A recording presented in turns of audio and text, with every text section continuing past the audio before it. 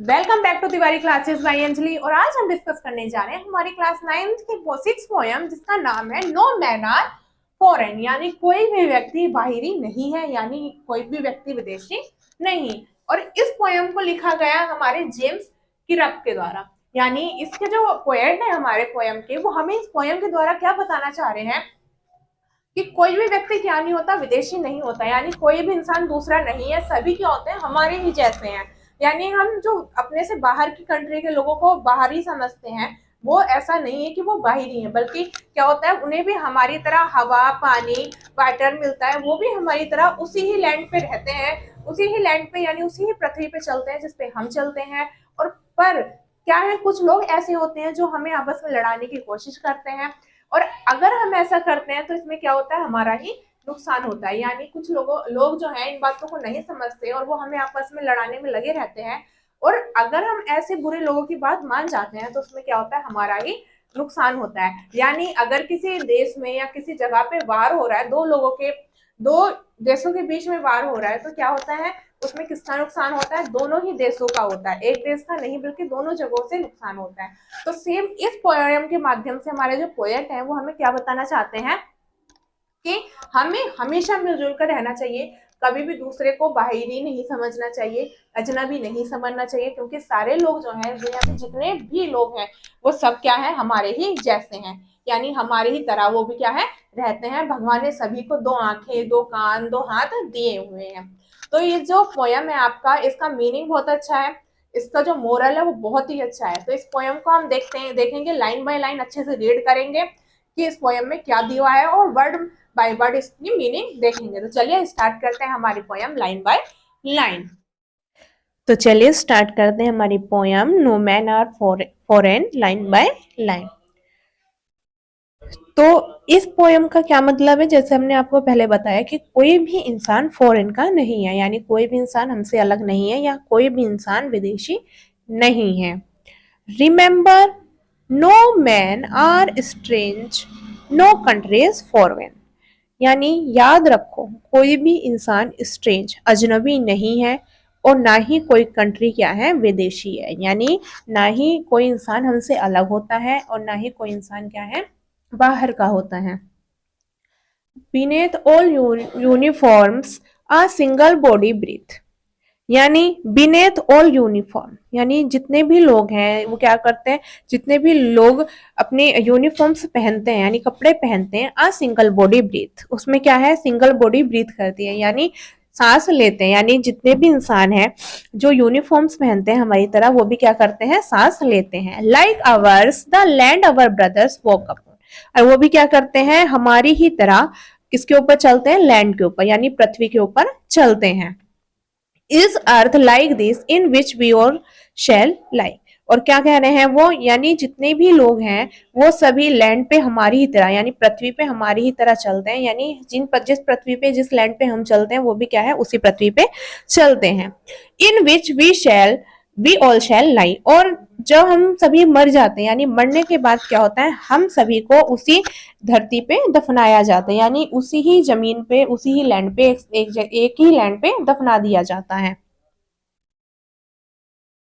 उसके बाद second stanza क्या है आपका, they too aware of sun and air and water. वो लोग भी क्या है, हमारे ही तरह जो सूरज है, जो हवा है, जो पानी है, उसका प्रयोग करते हैं। यानी जो सूरज है, पानी है, वो सभी के लिए एक समान है। Are fed by peacefully harvest by war long winter stream. क्या बता रहे हैं, are fed by peacefully harvest, हम सभी जब क्या होता है, एकदम पीसफुल रहता है, यानी हर जगह जब शांति रहती है, तो हम सभी क्या करते हैं, जो फसल है उसको आराम से फीड करते हैं। यानी अच्छी फसल जब होती है हमारे यहाँ, तो हम क्या करते हैं, उसको आराम से, मतलब उसे फीड करते हैं, यानी खाते हैं। By wars long winter strip. और क्या बता रहे हैं, जब क्या होती है, विंटर होती है, यानी जब लड़ाई झगड़े होते हैं, युद्ध होते हैं, तो क्या होता है, हम सभी को भूखे रहना पड़ता है। यानी यहाँ पे क्या बताना चाह रहे हैं स्टैंजा में, इस लाइन में, कि जब हमारे यहाँ अच्छी फसलें होती हैं, जब हम प्यार से रहते हैं, हमारे अच्छी फसलें होती हैं, तो हम सभी पीसफुल यानी आराम से बैठ के अपनी लाइफ को एंजॉय करते हैं। बट जब वार्स होते हैं तो क्या होता है, हर किसी को नुकसान होता है, यानी दोनों देशों के लोग या जो भी लड़ रहे हैं आपस में, उन्हें क्या करना पड़ता है, भूखे रहना पड़ता है। Their hands are ours, and in their lines we read a labor no different from our own। और वो क्या बताते हैं कि अगर हम लेबर्स यानी जो काम करने वाले लोग हैं उनके हाथों को देखेंगे तो हम क्या पाएंगे कि सभी के हाथ कैसे हैं, काम करने वाले हैं, यानी सभी की जो हाथों की लाइंस हैं यानी सभी के हाथ कैसे हैं, बिल्कुल एक जैसे हो चुके हैं।